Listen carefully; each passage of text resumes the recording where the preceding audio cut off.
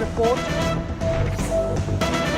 The Modi government over the last few days has completed 9 years at the helm of power. The Prime Minister Modi helmed BJP government. Morgan Stanley, which you might remember is an investment institution based in the United States, has published a report that is highlighting what they're calling the 10 big transformations in India and their impact. Now, the report says that India is different from what it was in 2013. It also argues that in a short span of 10 years, India has gained positions in the world order with significant positive consequence for the macro and market outlook. You might remember that in the last few days, we've seen varying different looks at what the last 9 years have looked like, with some economic experts arguing that there is still serious fragility to India's growth and prosperity story, and arguing that this should not be phrased as an entirely successful last 9 years. So there are two contrasting views that we've seen come forth in the last few months about what the last 9 years have looked like for India's economic story. We'll focus in just a little bit on what the Morgan Stanley report argues. Essentially, what it says is that in a short span of 10 years, India gained positions in the world order with significant positive consequences for the macro and micro outlook. At the same time, what economists have argued is that if you look at the four components of GDP, private consumption, private investment, government activities and net exports, they are all sputtering. So two different outlooks here. My colleague Pallavi Ghosh with us to bring us more context on this Morgan Stanley report. Pallavi, good morning. Thank you for joining us. Pallavi, could you tell us what it is that the Morgan Stanley report is saying in its entirety? So it's essentially a huge thumbs up that they are giving to India's economy. And what they are talking about in that report is talking about basically how the economics and the whole 23 or 2013 onwards. It talks about how 2013 onwards, there has been a complete significant shift as far as the macro, as well as the market outlook is concerned, and how essentially India has seen a growth story. It's making some very important prediction, and I think this is very significant also for the reason that just yesterday we saw the RBI statement and the RBI's annual report, which actually predicted a 7% growth as far as the Indian economy is concerned. Now, at a time when there are questions are being raised, Toya, about whether India is actually seeing a growth story, where there's unemployment, rising prices, and so on and so forth, and what really is going to be a post-COVID economy for India, though, the finance ministry repeatedly has talked about green shooting of the Indian economy. It actually, in this Morgan Stanley report, has given a huge thumbs up to India's growth story. And it also mentions the fact that over the next couple of years, it actually sees India's various key sectors, which are important indicators for any growth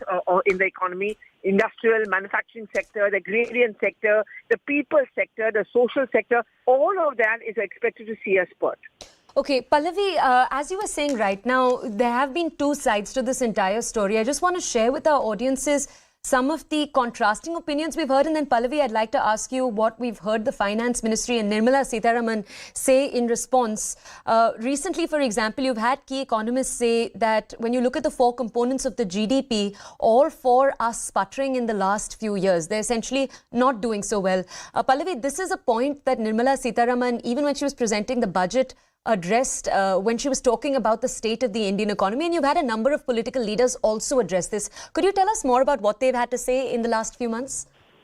So, I'll tell you the main point which is being made in the Morgan Stanley report are actually 10 big changes which have taken place. Without going into much detail about it, but, what it really talks about, for example, a direct benefit transfer, like UPI. For example, the real estate which has seen a spurt. This becomes a very important sector really, Toya, because when people stop investing in the real estate, it also shows a downturn in the economy. In the post-COVID world, it has actually seen an upturn, and this is what the Morgan Stanley report, among its 10 big changes that it talks about, also makes a reference to the real estate sector. It talks about the bankruptcy factors which have also come down. It talks about how inflation is being targeted and has also been countered. So these are the main points which are being made in this report. It talks about the big movements as far as India is concerned. Pallavi, could you now walk us through what those, since we do have time, could you walk us through what those 10 transformative changes are according to the report? So there are 10 big changes as they are being mentioned, and I'm just talking about the main 10 big ones which the report talks about. It talks about, for example, the supply side policy reforms, which has increased over time, and which means, for example, it makes a reference about how corporate tax is at par with their peers, and how there has been an infrastructure has also picked up in the last couple of months. Then second, it talks about how the economy also, the GST collections, for example, and what's called the formalization of the economy, how the GST collections have also increased. We were talking about the Real Estate Act, which has seen a spurt in the real estate sector as far as India is concerned. It talks about the social transfers direct to beneficiary. For example, the Prime Minister often talks about it, going straight into accounts of the women, of the Kisans, of the poor people. That's also it talks about. It also talks about how the bankruptcy code, that's one law which was formulated by the parliament. It also deals with, for example, the loans which are taken, the corporate debts which has started coming down. There's a flexible inflation targeting which talks about how inflation has been, controlled. Then the FDI, how our FDI has increased. That's one point it talks about. The eighth point is talking about the 401k movement, how India's exchange has increased, how the inflow into the economy has also increased over the years, and how the government has also supported as far as the corporate sector is concerned. And finally, and I think one of the most important ones, is how the MNC sentiment of the multinationals has actually gone on a record high. This again becomes a very important factor as far as the growth story is concerned, Toya, because if the corporate sector or the multinationals have a faith in your economy, they would want to invest more and more, which shows that there's a faith in India's economic growth story. So these are the key takeaways as far as the Morgan Stanley report is concerned. Okay, Pallavi, thank you for illustrating that for us. We're going to